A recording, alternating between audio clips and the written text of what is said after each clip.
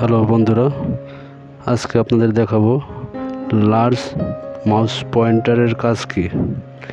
এই যে দেখুন, একটি মাউসের অ্যারো নড়াচড়া করছে, এটি আরও বড় হয়ে যাবে, সেটাই আজকে দেখাবো।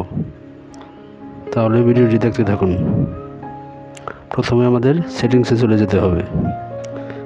ওই যে সেটিংস অপশন, এই যে দেখুন সেটিংস, এখানে একবার ক্লিক করুন। তারপরে যেতে হবে অ্যাডিশনাল সেটিংসে। এই যে অ্যাডিশনাল সেটিং, এখানে একবার ক্লিক করুন।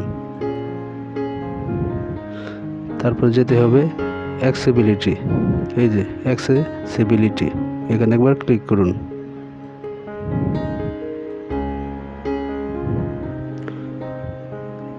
এবার যেতে হবে আপনার, এই যে দেখুন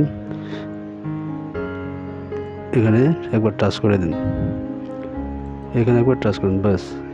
এখন চলে যেতে হবে এই যে একটু নিচে, এই যে লার্জ মাউস পয়েন্টার, এখানে একবার এটা অন করে দিন।